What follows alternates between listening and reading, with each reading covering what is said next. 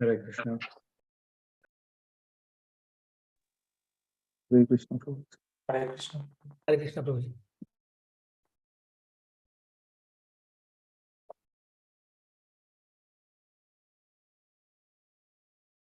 Okay.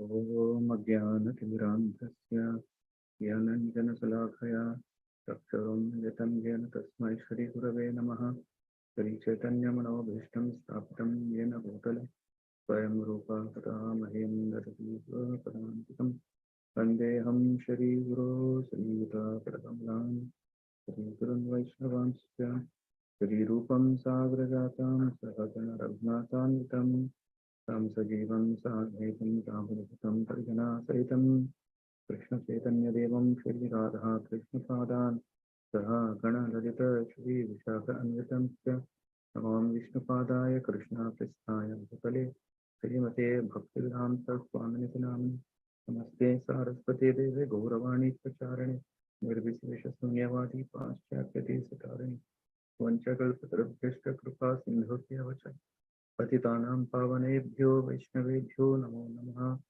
हे कृष्ण करुणा सिंधु दीनबन्धो जगत्पते गोपिका कान्त राधा कान्त नमस्तुते तप्तकाञ्चन गौरांगी राधे वृन्दावनेश्वरी ऋषभानुसुते देवी ब्रह्माण्डरीश्वरे जय श्री कृष्ण चैतन्य प्रभु नित्यानंद श्री अद्वैत गदाधर शिवासादि गौर भक्तवृंद हरे Krishna Krishna Krishna Hare Hare Hare Rama, Rama Rama, Hare Hare.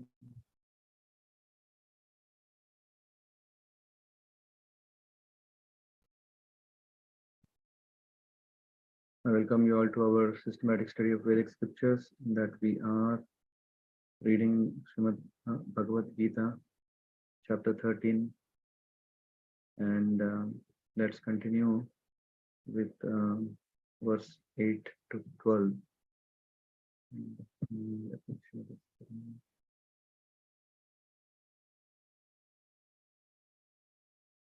Hope everyone had a nice vacation, holiday time with your family and friends.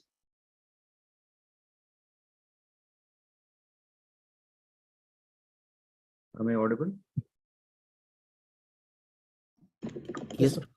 Yes, Prabhuji. Yeah. And is also clear? Yes, Prabhuji.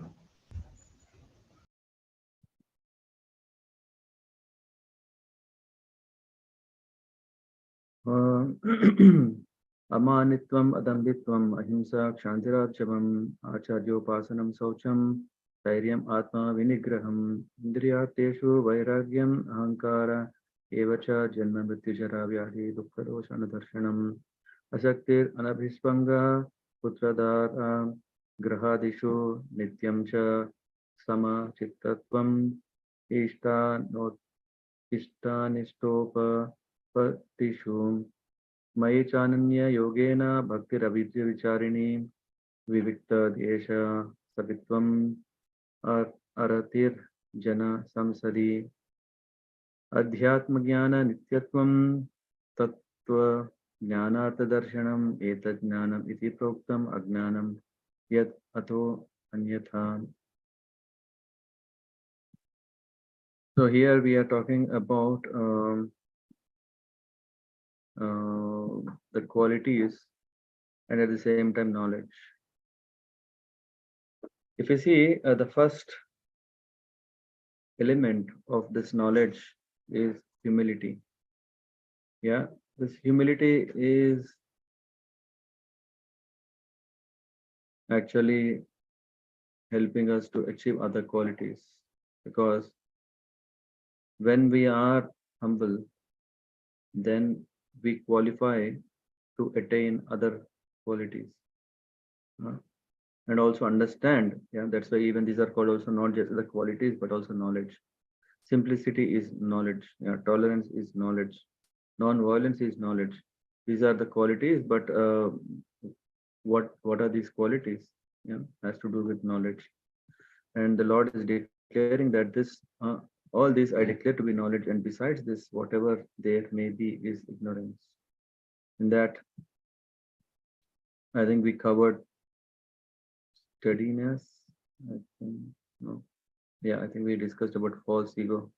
So very quickly, we also let's um, understand or go through the definition of each of these that we have, because this chapter 13 is about the nature, the enjoy, and the consciousness. And this is also an introduction to Jnana Yoga section, yeah, because Bhakti Yoga we have completed. To strengthen, to support, we would like to still acquire the understanding that the Lord is declaring as knowledge. And in this chapter 13, we see that text number 2 to 7 answers the questions that Arjuna is asking in the first, and 8 to 12 is the knowledge. Krishna is answering the fifth question that Arjuna has asked. And what is that? So, first one is we're talking about humility. Yeah, humility is, yeah, I mean, I think we have discussed a lot, but still to really understand, uh, um, we have to go through an exercise ourselves. And through this exercise, we can do uh, reflection, retrospect ourselves. How much are we humble? Our mind might say that, oh, I'm very humble. Yeah, even in times of provocations, I don't. Or in times of when there are people who are serving, I'm not at all uh, mm, interfering in their affairs. That is also a sign of humility. So in that way, we may have our own understanding. But after knowing this definition that Prabhupada has given, what is humility is not to be anxious to have the satisfaction of being praised by others or honored by others. So if we put that, am I doing this also? Am I not interfering because so that I am expecting that, oh, I will be appreciated for being very calm. Uh, I'm, how are others perceiving me? Is that the reference through which I am behaving or acting? So humility is about not to be anxious to have the satisfaction of being honored, and pridelessness, adambitvam, having no pride, not to be anxious to be famous for one's religion and entering into group, not actually following principles and wanting to advertise as a religious mentor. Hmm. I am that, I am this, my identity, I am head of this caste, I am head of this cult, I am head of this. So all this to become famous, the propensity to become famous, recognized, mm, mm, is uh, to be having, to be proud of, to be feel great of. Pridelessness is not to have, not to be anxious. Non-violence, non-violence is not just not harming others, but non-violence is not to put others into distress. And then, unless one elevates oneself to spiritual knowledge, one is practicing violence.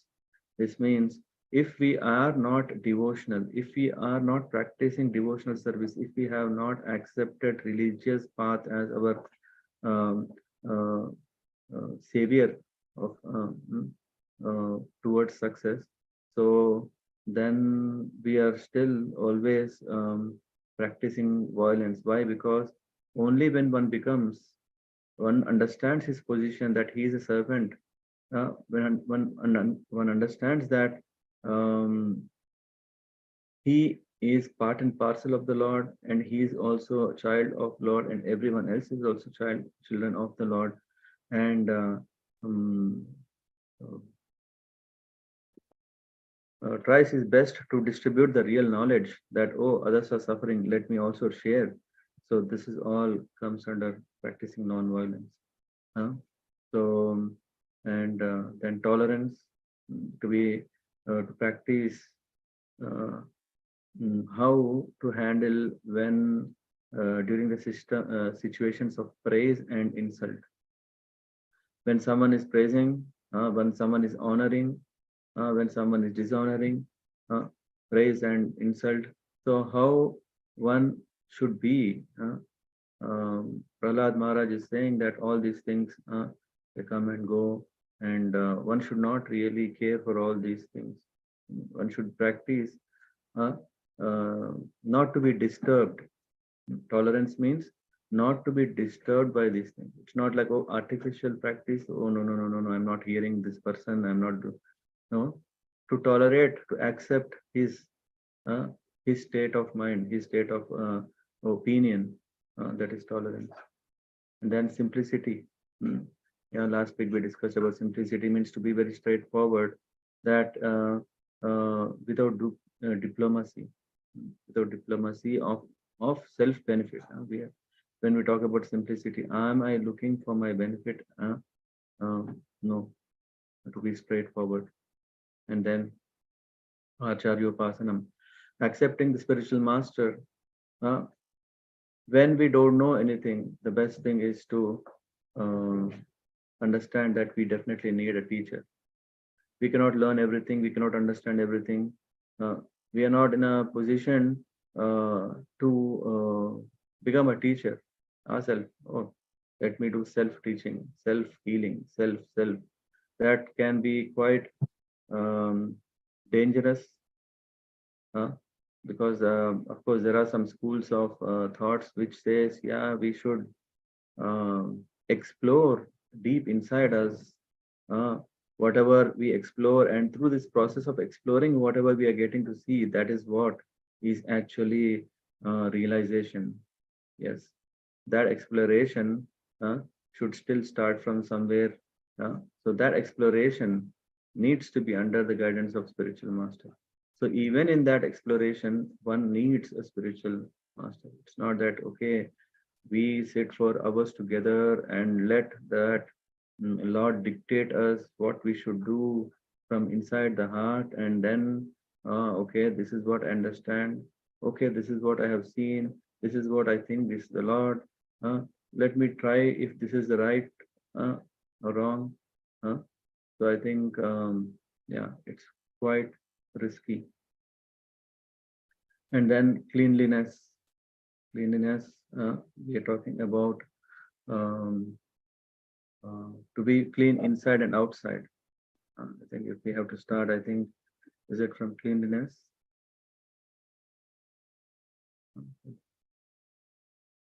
Yeah, I think actually last before time when we stopped, it was at cleanliness. Cleanliness is very important. I think Parth Prabhu was also explaining how important it is to be clean. And we're talking about cleanliness is not an option. Just like if there is a mirror, and if the mirror is not clean, we cannot see our face in the mirror. So the mirror should be clean. Similarly, our heart should be clean. Our mind should be clean. Our deeds should be clean. Our actions should be clean. So everything belongs to cleanliness and is very essential for making advancement in spiritual life. And the process of chanting the holy name, Hare Krishna, Krishna Krishna, Hare Hare, Hare Ram, Rama Rama, Hare Hare, Cheto Darpanamarjanam. So this, our heart, which is covered by dust accumulated by our karma, karmic reactions that we have, and our desires, propensities, all these things can be cleaned by this process of chanting. Only challenge is we have to chant offenselessly. Yeah. We have to carefully remember time or every day the 10 offenses on holy name that's from the Padma Puran. And at least to our level, that the most disturbing, at least to me, is inattentive chanting. When chanting, am I focused on the holy name?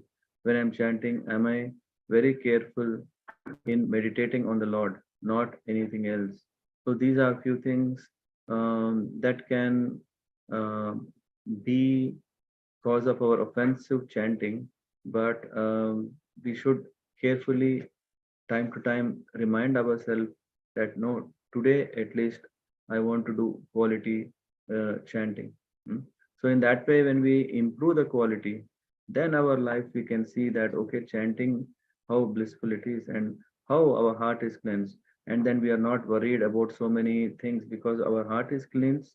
When our heart is cleansed, all the anarthas are gradually removed, and all those seedlings which are going to cause us distress or cause us karmic reaction will be roasted and burnt. So in this process of chanting, one can attain all success. Then steadiness. What is steadiness? And this is very important. I don't think if we have discussed steadiness. Can someone say if we covered that, then we'll skip.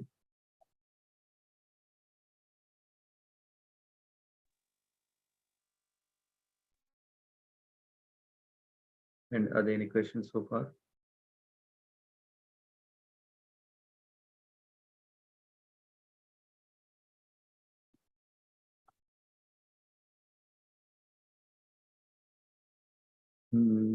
I think that everyone needs a warm up. I think everyone is back from vacation. So my question, yes. You were asking about steadiness. For example, when you get success, don't be proud. When you get a failure, don't be sorrow. Keep maintain everything. It's only given by Krishna, and do your activities continuously. Okay. Yeah, correct. No, I was asking, did we cover steadiness in our classes in the past? Hare Krishna, Prabhuji. Steadiness not yet covered. Okay, fine. So my question to all of you is, so far we have covered few topics of knowledge. What is the best that you like to practice? One, maybe one by one you can say what is that you want to practice. Hare Krishna, Prabhuji. Hare Krishna. Humility and humbleness. Okay. Hare Krishna, Prabhuji. Kindness for me. Kindness. Yeah. I should be more kind and humble. Without judgment.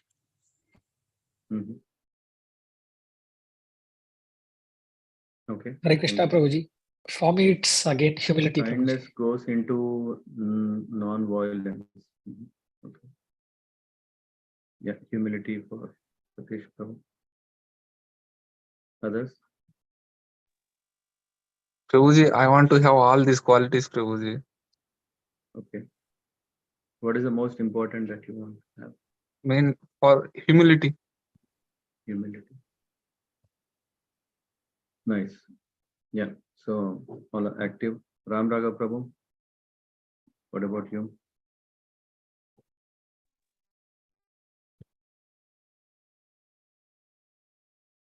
Sindhu Mataji.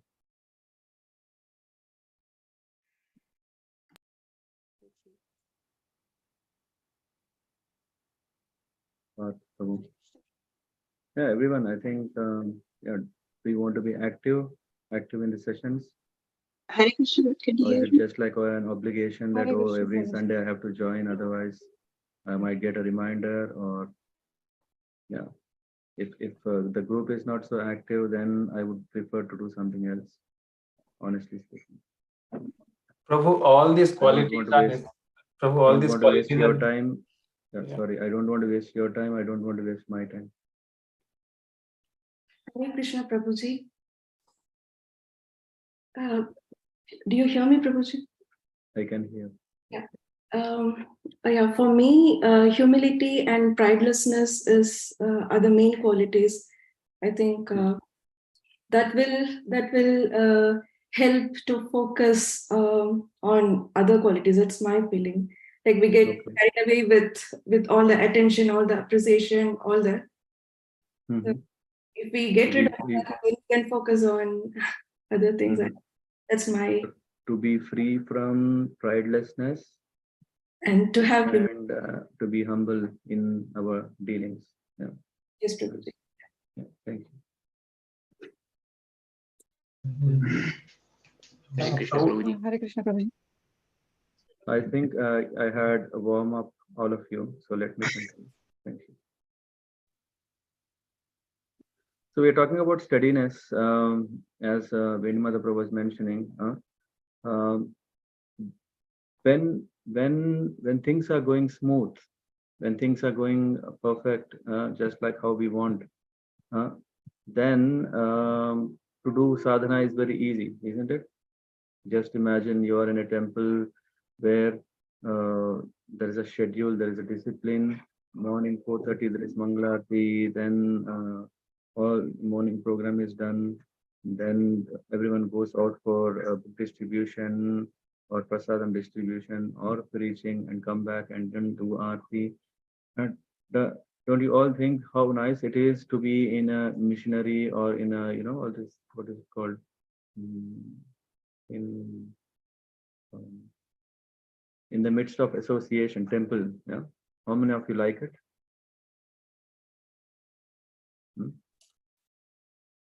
I think we all like this. You all like it. Okay.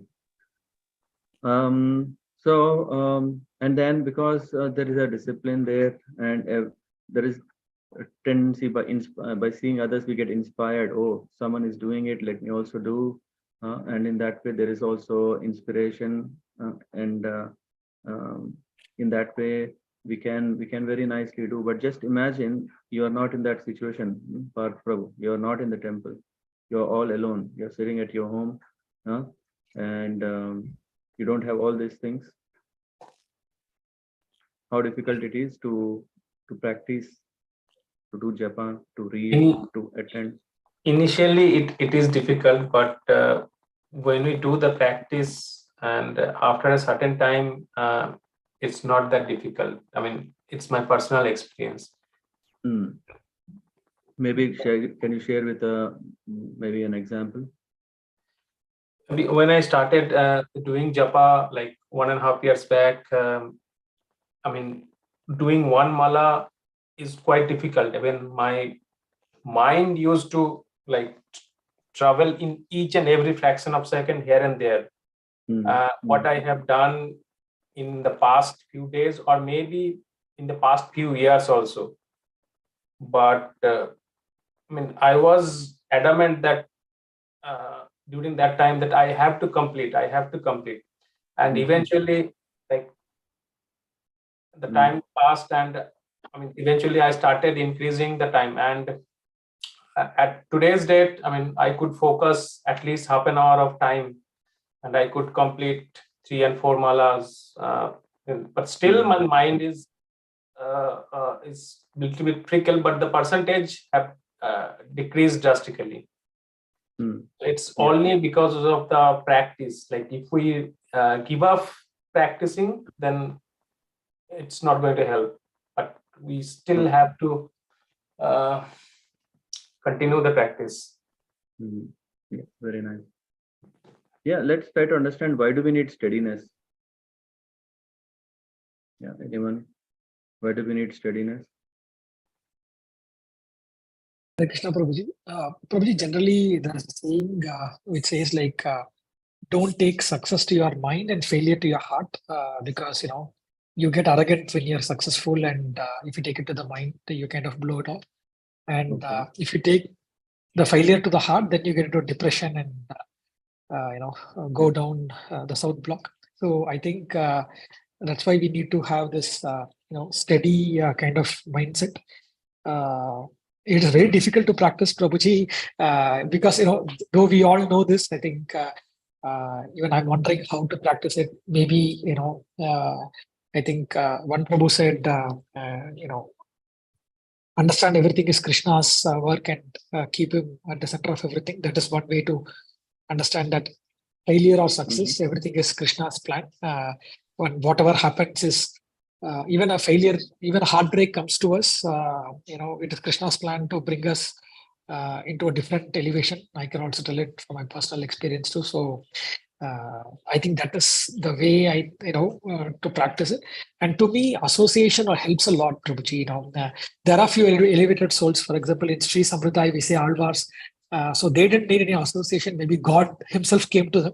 But I think for a normal soul like me, I think the association and spiritual classes like this help me to stay grounded and have a steady mind.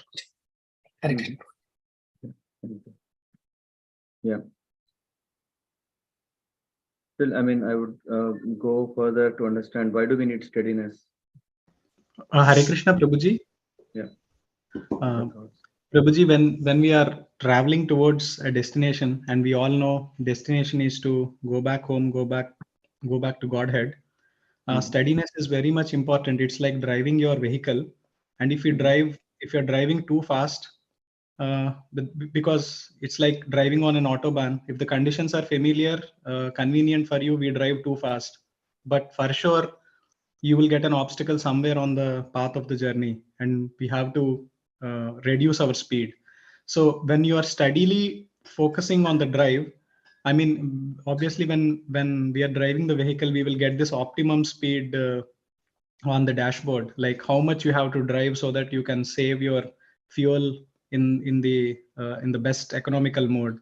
So steadiness is not taking any part of success into our heads, or rather not getting disappointed with failures, irrespective of the situations in life. Focusing on our sadhana and staying steady will help us to understand ourselves and to help us also to reach the destination. So what you're saying is, Dinath Prabhu, that steadiness helps us to continue. Yes, Prabhuji. Yeah. Yeah. So if we are not steady, then one day we may do, one day we may not do. Yeah. Just like in the case of what is this? The tortoise and rabbit, right? So the tortoise was very steady.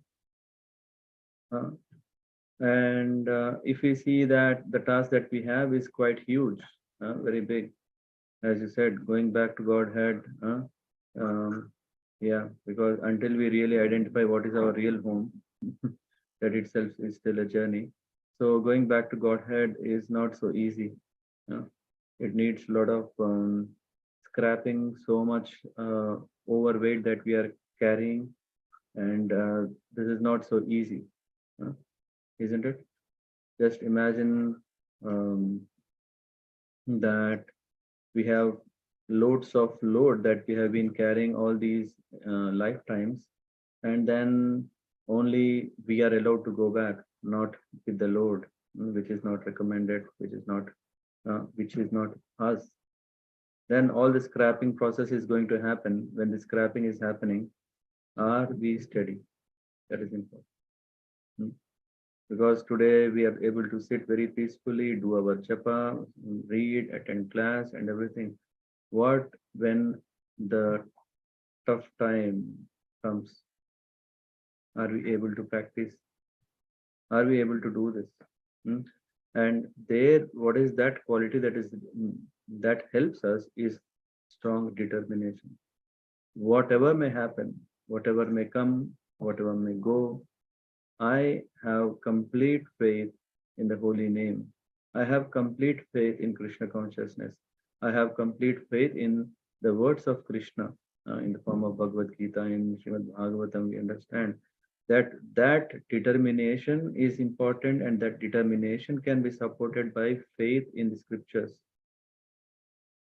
When we have this determination supported by faith, then we can continue on the path of our journey. Yeah, isn't it? Yeah. So the steadiness is clear because the task is big, is required. And how can we achieve that is by determination. And determination is very important, and that can only happen when we are also supported. When we are in association, we see others, see others are so much determined. He was not like this before. He was not like this before. He um, was also like me, but with determination, he committed himself that he want to do 16 rounds. That is determination. Whatever may happen, let me do 16 rounds. That is the determination. How long shall I just go on with 1 round, 2 rounds? See, everyone is advancing. Why I should just stay back? I also want. No, come on. 16 rounds mean 2 hours. Oh, commitment, taking vows, and all these things are very dangerous. Yeah, if you take a vow now, then it means that you are stuck. Oh, can I really fulfill my promise? How many of you are initiated here who had hesitation when taking initiation because you are not sure that you can't do 16 rounds?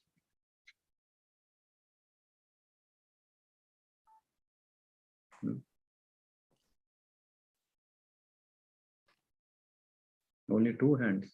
Oh, so others are very, very prepared. They're already at second initiation level, but took first initiation. Good, thank you. So there is this, but determination, without determination, we cannot take any step forward because our mind plays tricks and we are already scared beings. We have fear of different kinds, and because of that fears, what we are doing is we are always thinking, oh, that will happen, this will happen. What will happen if this happens? Then I cannot do my rounds.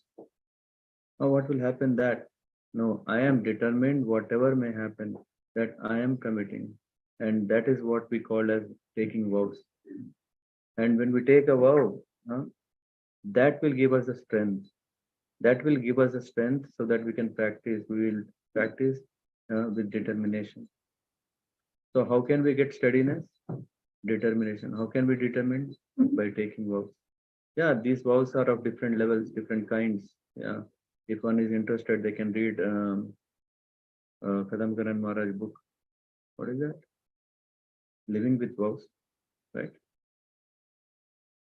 Have anyone read this book? Living on Vows, I think, is the book. There are different kinds of vows. Some vows are at institution level. That okay, if you take initiation, yeah, we have to do 16 rounds of japa, 4 regulative principles, and these are only a very high level. But then there are other levels. One can take a personal vow. Okay, following Ekadasis, every Ekadasi I will follow. Okay, Ekadasi anyway we have to follow, but what level of Ekadasi we want to follow? These are personal vows. And when we take this vow, it becomes kind of sometimes burden. Oh, okay. Oh, I took a vow and I am not able to follow. I have to follow. Is it so? Let me not even take the vow. But if we don't take the vow, what are we showing to the Lord? That we are incapable, that we are not serious, that we are not sincere. No, by taking vow, we are showing that I am prepared to come, and obstacles, whatever may come, I'll try my best and you provide me the rest. Whatever that we lack, the Lord will fill in so that we can follow with determination, show our sincerity to the Lord, and then in that way we can steadily prioritize our life such a way that it's not like, okay, as soon as, oh, I take a vow, Lord is going to help me. No, he's also seeing how serious are we prioritizing ourselves for this, and that way we can advance. Yeah. Then the next one is self-control. Self-control means that one should not accept anything which is detrimental to the path of spiritual progress. So we should, steadiness is nice. Steadiness means, okay, we take up to a task. And the task is, we are very, very focused. Dinath Prabhu, very steadily, not driving fast, not driving slow, you have steadily driven, steadiness with determination. So I have a target of, what is it, traveling 700 kilometers very steadily without any disturbances. You are focused and you have come. Yeah. But self-control means to really set the goal right. If the goal is not right, steadiness, will it help us? No, Prabhuji. Because there are people who are very much into this, that, okay, yeah, after all, if I take up something, I will definitely do it. If I commit to something, I do it. So there is a lot of determination. There is also so many people are determined. At least they are not in a slumber of sleep, that they are just dreaming that, oh, I am doing, I will do. No, but there are people who are really doing. But what about their fate? If they do not have the right goal, if they do not have the right goal, which is what? To advance in to just understand what is the path of spirituality, right understanding, and then whatever is not good, whatever is not favorable, to give up pratyahara, to give up what is not favorable. That is what is self-control. One should become accustomed to this and reject anything which is against the path of spiritual progress. This is real renunciation. Hmm. The senses are so strong that they are always anxious to have sense gratification. One should not cater to those demands which are not necessary. I mean, this topic itself we can discuss more elaborately, and also this can go on for a few weeks to discuss, because our challenge today is lack of self-control. Lack of self-control is binding us because we have habituated ourselves to lower propensities. Because of that, even if someone is saying, come on, our life is actually to chant Hare Krishna and be successful, people says, "Mm, I don't know. Okay, even if you say right, but okay, I'm not able to do it. Oh, even if I'm able to do it, I'm not doing attentively." All this is coming because of our conditioning. And the senses should only be gratified to keep the body fit so that one can discharge his duty in advancing in spiritual life. The most important and uncontrolled sense is tongue. And if we see that tongue, belly, and genital are in a straight line, and these are all our disturbing uh, or distracting or elements that make us lose control. So scriptures say that if one controls his tongue, then everything else is under control. How to start, how to do that is engaging the tongue in chanting the holy name, engaging the tongue in taking prasadam. So in that way, when the function of tongue is to taste and to vibrate. Therefore, by systematic regulation, the tongue should always be engaged in tasting the remnants of the foodstuffs offered to the Krishna and chanting Hare Krishna. As far as eyes are concerned, they should not be allowed to see anything but the beautiful form of Krishna. That will control the eyes. Similarly, the ears should be engaged in hearing about Krishna, and the nose is smelling the flowers offered to Krishna. So in that way, this is the process of devotional service. Devotional service is the main and sole objective. If we understand this, then we can attain that self-control, sense control. Unintelligent commentators on Bhagavad Gita try to divert the mind of the readers to other subjects, but there is no other subject in Bhagavad Gita than devotional service. Devotional service is the essence of the whole Bhagavad Gita, because Krishna wants us to engage, give us the knowledge of engaging ourselves in his service. He has said. Then comes false ego. False ego means accepting this body as oneself. When one understands that he is not his body and his spirit soul, he comes to his real ego. Ego is there. False ego means identifying with body. Real ego means identifying that I am spirit, soul. So this is the difference. There are some philosophers who say that we should give up our ego, but we cannot give up because ego means identity. We ought, of course, to give up the false identification with the body. And then, did we cover also this birth, death, old age, and disease last Sunday? I think we covered. We go through it once again. There is no harm because these are the real problems of our life. And when we really come to an understanding, there are descriptions in various Vedic literatures of birth. These should be understood, discussed, and as far as disease, old age are concerned, everyone gets practical experience. No one wants to be diseased and no one wants to become old, but there is no avoiding these. Unless we have a pessimistic view of this material life, considering distress of birth, death, old age, and disease, there is no impetus for our making advancement in spiritual life. So when we don't remember that these are our problems of our life, we will always ignore that need to get out of all these problems. The problem is there whether we accept or not. Problem is there whether we want it or not. And the problem is there that we cannot avoid them. The only means is by accepting Krishna consciousness, by taking to the devotional process, by understanding that one can get liberation, one can get free from all this forever. By taking to this process, one can be free. So in that way, this cycle of birth and death can be cut out. I think anyway, today evening, if you guys can join, I think you can also learn more about this. As far as detachment from children, wife, and home, I think we discussed last time how we can engage ourselves in the service. Because it is said that we don't have to change our ashram to serve anyone, everyone in their own ashram, they can engage in service. If one can mold his family life in this way to develop Krishna consciousness, following these 4 principles, then there is no need to change family life to renounced life.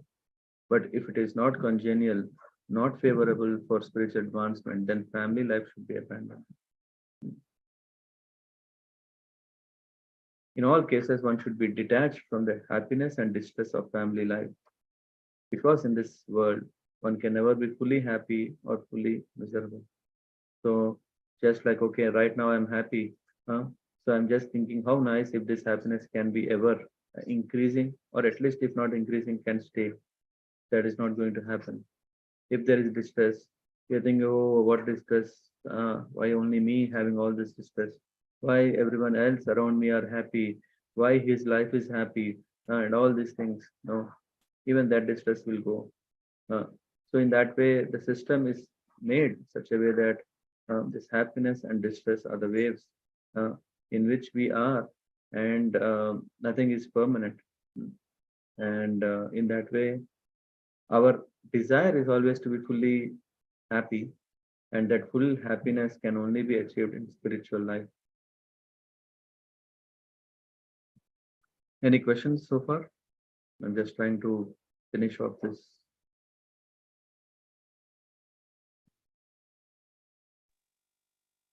Anyone? Adil Sukha?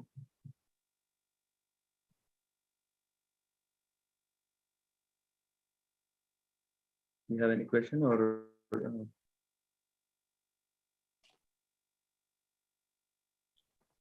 me just continue.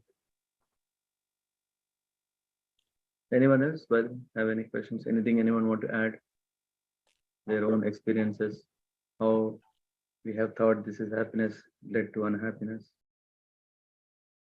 Can share later. Yeah. Prabhu, I think the distress, what we are calling so-called distress, I think that's not really a distress. I mean, that's a way of coming close to Krishna.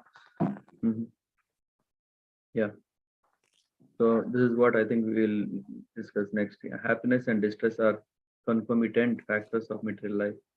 So because we identify ourselves with the body, So whatever we are thinking, when there is no distress, that we think it as happiness. And when there is no happiness, then we think as distress. But as such, it's not there. One should learn to tolerate, as advised in Bhagavad Gita. One can never restrict the coming and ongoing happiness and distress, which means Krishna is confirming that this happiness and distress are real. They are coming and going. So it is there. And how do we experience them? When we identify with the body. Okay, Parth Prabhu. It's not there, it is there. Yes, Prabhu. Yeah, just like in the open space, there is a lot of what do you call this? Waves, right? There are a lot of waves that are in the space. It's not that there is no space, but as soon as you tune it to a particular frequency, then you can hear to that radio. Yes, That Prabhu. sound. Similarly, as soon as when we connect ourselves with the body, then we can have the sound. What is that sound? That is happiness and distress. Even sometimes with mind also. Yeah. Body, mind. Yeah, correct. Yeah. Most of things when we sing now, body is actually also mind. Because it's all at the mind level that we are able to experience, right? Yeah. Though someone is, though we are in the heat, though we are in sun, direct sun, it is the body which is actually experiencing, but the mind is actually making it. There are people who are able to tolerate it.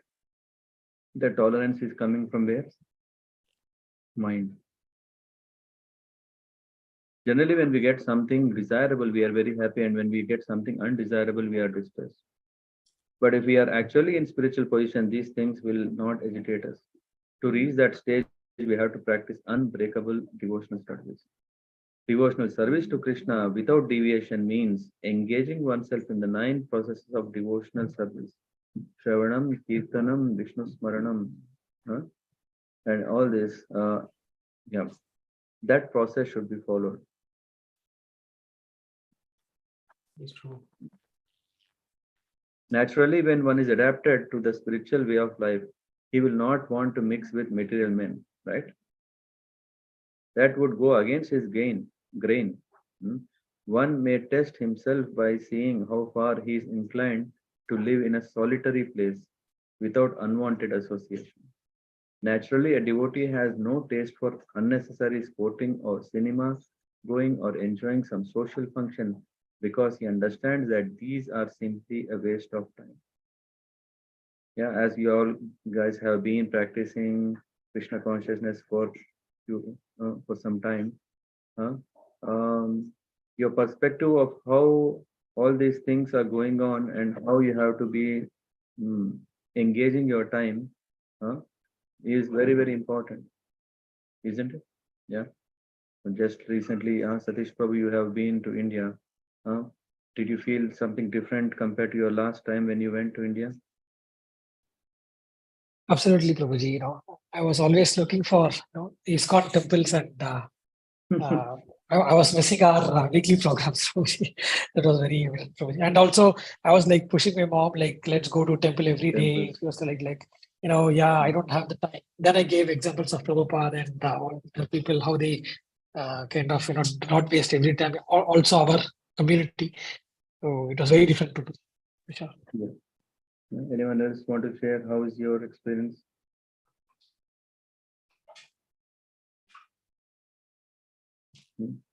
I lost interest in all the material kind of enjoyment, like watching movies, going to amusement park, and all those things. Because here in our office, so this kind of event happen now and then. Earlier, when I was not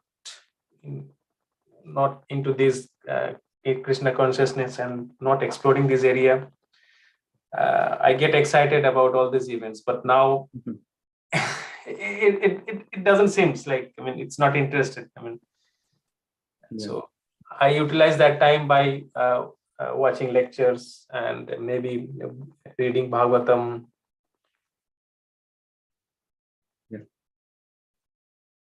Yeah, so that's right. So why? Because Prabhupada is saying that that is more or less non-sensual. So if we really have senses, if we really are understanding what is right, what is wrong, if we have this ability to discriminate, no, what is it? Sense of rational, to understand what is right, what is wrong. We understand all these things are not helpful. They are only waste of time. Yeah. According to Bhagavad Gita, one should make research by philosophical discretion. Discretion is the right word. Into the nature of the soul. One should make research to understand the self. That is recommended here. As far as self-realization is concerned, it is clearly stated here that Bhakti Yoga is especially practical. So, as soon as there is a question of devotion, one must consider the relationship between the super soul and individual soul. So, the individual soul and super soul cannot be one, at least not in Bhakti concept. The devotional conception of life, which is that I am individual soul and there is super soul. This service of individual soul to the super soul is eternal, nityam, as it is clearly stated. So bhakti is eternal. One should be established in that philosophical conviction. It is not that, okay, that bhakti is also one.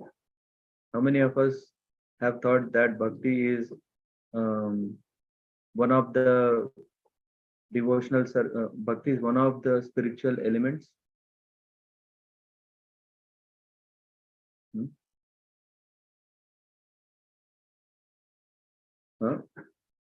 Thinking, bhakti, okay.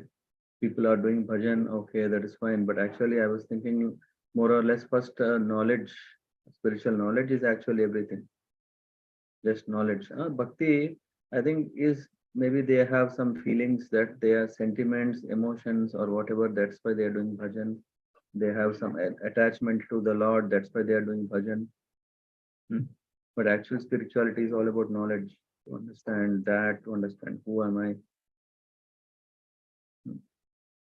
In Srimad Bhagavatam, it is explained, Vadanti tattva vidas, tattvam yaj jnanam advayam. Those who are actually knowers of the absolute truth know that the self is realized in three different spaces, Brahman, Paramatma, and Bhagavan. Bhagavan is the last word in the realization of absolute truth. Therefore, one should reach up to that platform of understanding the Supreme Personhood of Godhead and thus engage in devotional service of the Lord. That is the perfection of knowledge.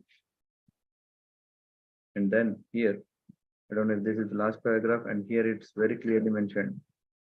This is the essence. And that is the reason I was also asking that what is that we should have? Beginning from practicing humility up to the point of realization of the absolute, this process is just like a staircase beginning from the ground floor and going up to the top floor. Now on this staircase, there are so many people who have reached the first floor, second floor, or third floor. But unless one reaches the top floor, which is the understanding of Krishna, he is at a lower stage of knowledge. If anyone wants to compete with God and at the same time make advancement in spiritual knowledge, he will be frustrated. Means, if we think that I am the master, and with that sense of I am master, how can we understand the real master? It's not possible. It is clearly stated that without humility, understanding is not truly possible. To think oneself God is most puffed up. That is like, okay, he's on the top floor of irreligion. He's on the top floor of nescience. Although the living entity is always being kicked by stringent laws of material nature, he still thinks, I am God because of ignorance. The beginning of knowledge, therefore, is amanitva, humility. One should be humble and know that he is subordinate to the Supreme Lord. Due to rebellion against the Supreme Lord, one becomes subordinate to material nature. One must know and be convinced of this truth. So it all starts with our accepting our humble position that I am who? Who am I? I am servant of the Lord. Okay, So anyone want to add anything?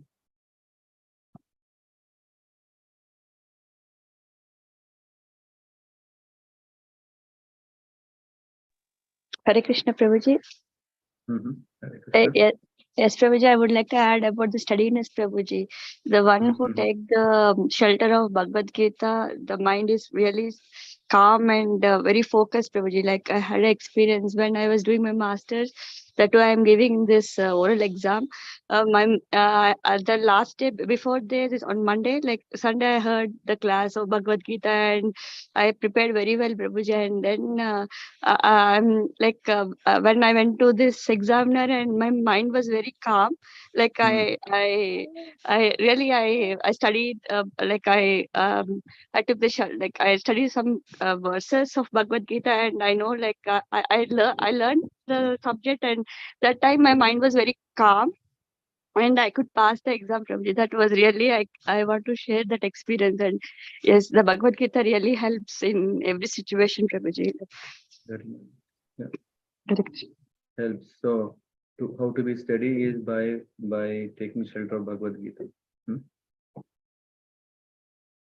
Yeah. Prabhuji, Yeah. Sorry, Prabhuji. Go, Prabhuji. Prabhuji, carry on.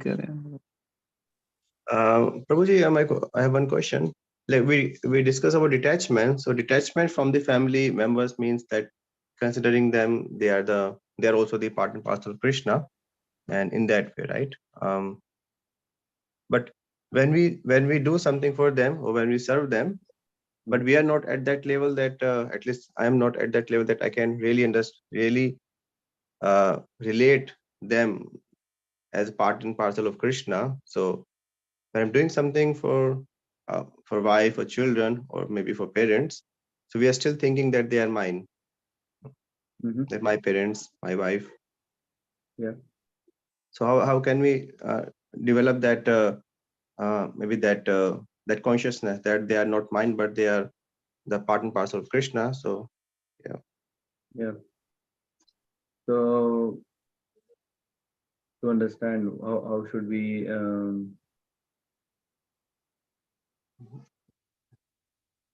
what should be our approach, right? So the question is more of how to remember ourselves regularly. It's through practice only, right?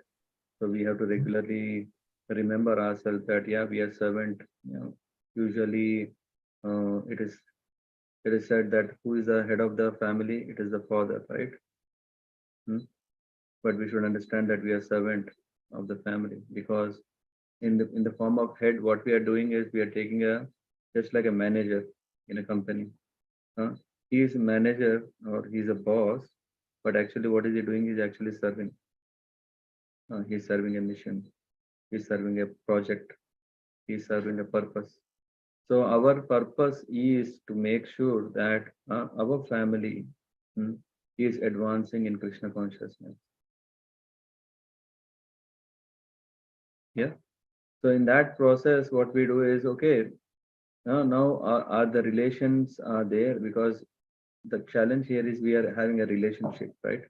And how to see that there are two levels of relationship. One is that so and so is servant of the Lord is one relationship, and so is a husband, or so and so is a wife, so and so is a child. There is also other relation. So when these two relations are there, how can we still meditate, or how can we still always see that they are part and parcel of the Lord? That is your question? yes, Prabhuji, correct. Yeah. So we have to understand that the Lord has given us a gift, and now it is our responsibility to take care of this gift properly. Right? So just imagine you're blessed with some gift. What are you doing? You're very carefully taking care of it. When it comes to a gift, you think that, oh, this is already mine. Right? If I'm giving you a book, then afterwards it is your book, right? When I'm saying it's a gift. But when Lord is giving us all these facilities and all, we should never forget that Lord is still the owner, supreme. Yeah.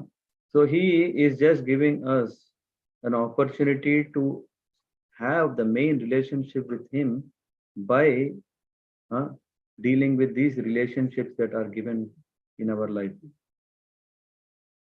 You're seeing what is the point of all these relationships? So that we can serve him through them, through our family. And how can we serve that purpose? Then we understand, okay, what is the role of a grihastha? What is the role of a husband? What is the role of a father? Then we understand, okay, this is the role that Lord is saying in Varnashram system, how to follow, how to practice. When we follow these regulations, regulated life, that is what we are doing, serving the Lord. It is not that you are serving your family. Yeah, you are serving your family, but how? You are accepting them as whose? The Lord's. Yes, Guruji. Yeah. Yeah. So we have to understand that, okay, hey, Lord is not given a blank check and he said, yeah, you do whatever you want. No, he has given us, what do you call this?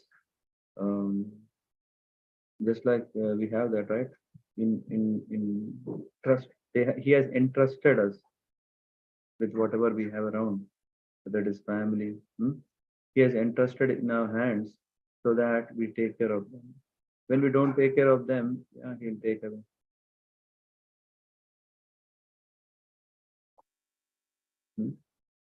When we don't take care of them, yeah, what is the purpose? The Lord also takes away what is not meeting, not helping us.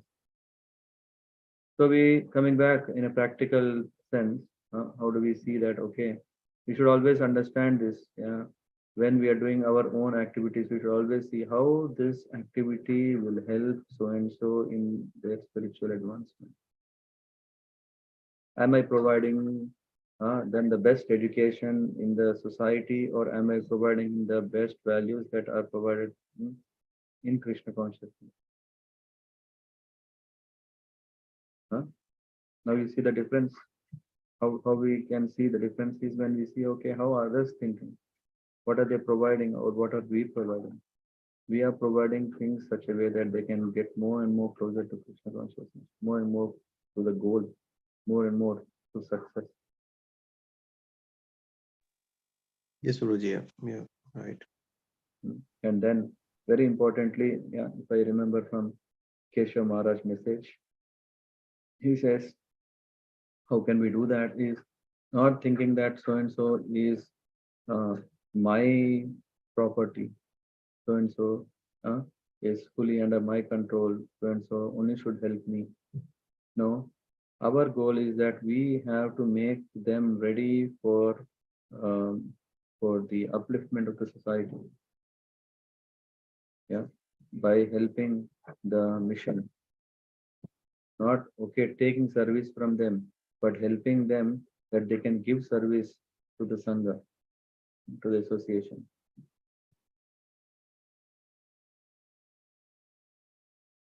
Yeah. So in that way we see, okay, everyone is then actively, vibrantly engaging in services. So by serving, their life will be successful. By engaging them in that service, your life is successful. And in this process, what is happening is we are successfully establishing our relationship with the Lord because we are serving the Lord. Yeah. Sagar Prabhu, you want to say something? Yes, Prabhuji. There is actually a story from Ramakrishna Paramahamsa to exactly what you said, but let's say in the form of a story, where there is a person, mostly maybe you have all heard kind of a repetition. There is a landlord who's got all the wealth with him, and then he's got one servant who is very devoted, and that servant is so devoted that the landlord is very happy with him, and once he had to leave for a different place for several months, and then he says that okay, I'm going now for a while, I will not come for a while, so you can use my house, you can use my bedroom as if it's without any problem. But just give it a thought that this is mine, kind of, right? And then initially he uses all of that very nicely, but then as time passes by, once he goes out and then he sees people, and then several people say that, wow, you are enjoying, is it all yours now? So those kind of sentences, somehow he has got that false ego, and then he starts enjoying as if it is his. And then he starts inviting friends, and he says, well, this is my house, you can do whatever you want, and all these things happen. One thing that landlord also mentions very specifically is that there is this small pond behind the house where there are several fishes. Make sure you don't touch them. They are the ones which I love the most.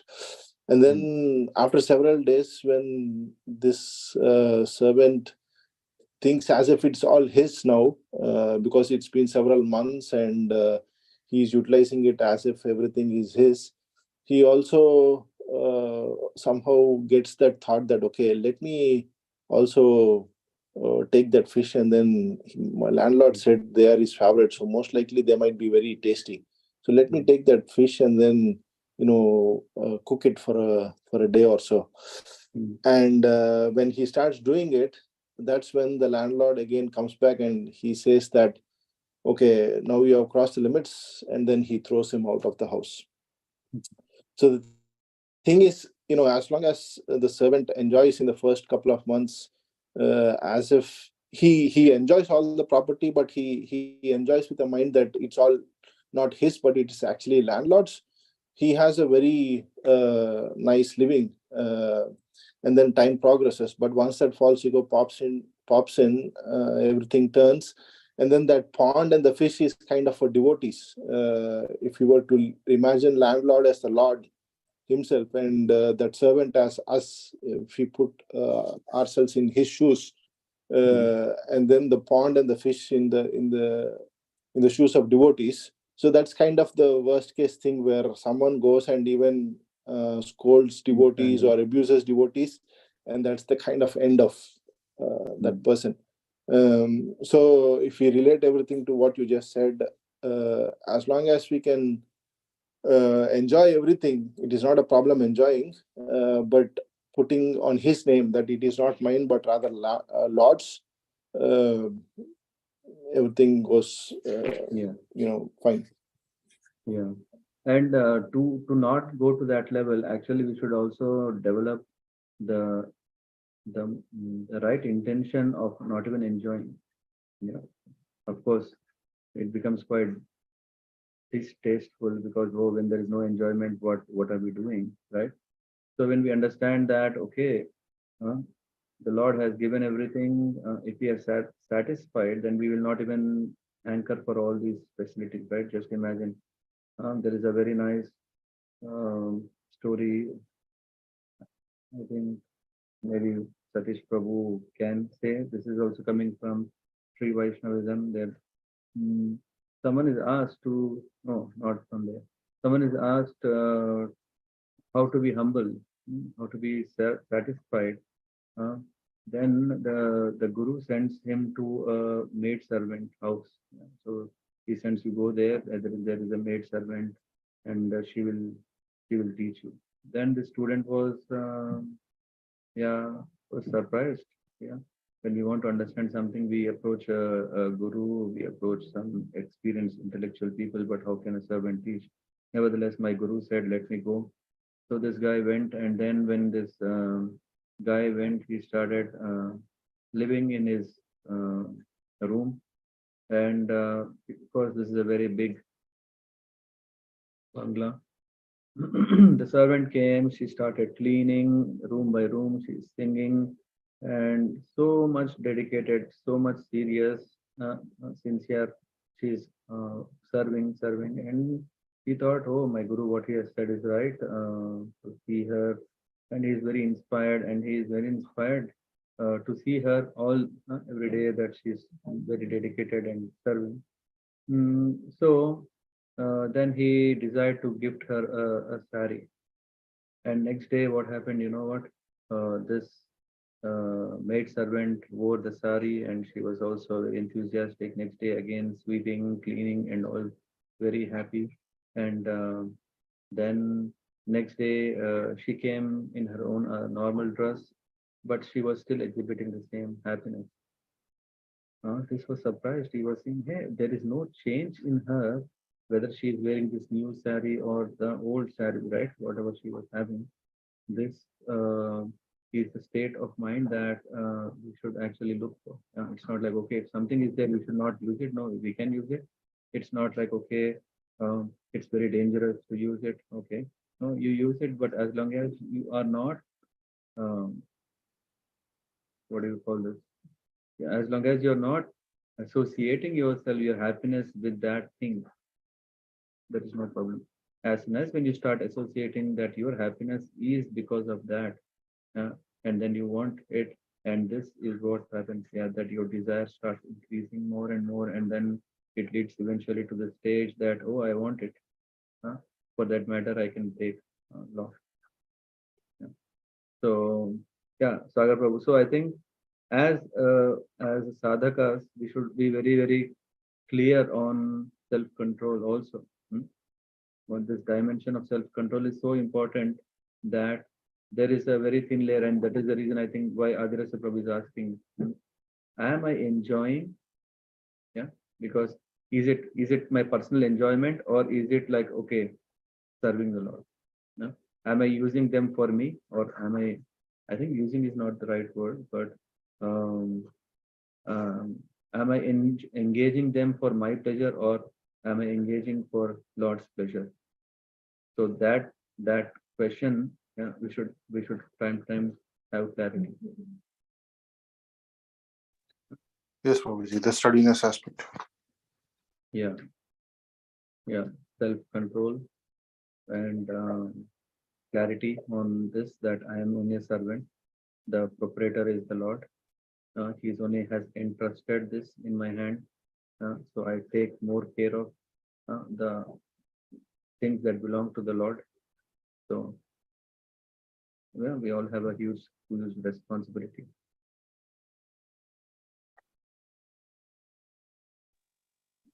Adiras Prabhu.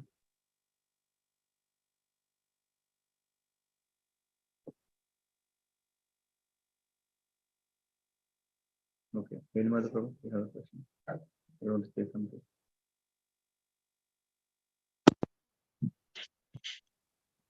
Prabhuji, just Hare Krishna. Mhm. Just I wanted to say that you mentioned bhakti is eternal. So like I saw one video, there was I think it's a goat or some deer. Some devotees are going from one place to Pandaripur. By the way, what is the meaning of here bhakti is eternal means? How did you understand it? My understanding is whatever the things which you have done for the Krishna, it will carry even life after life.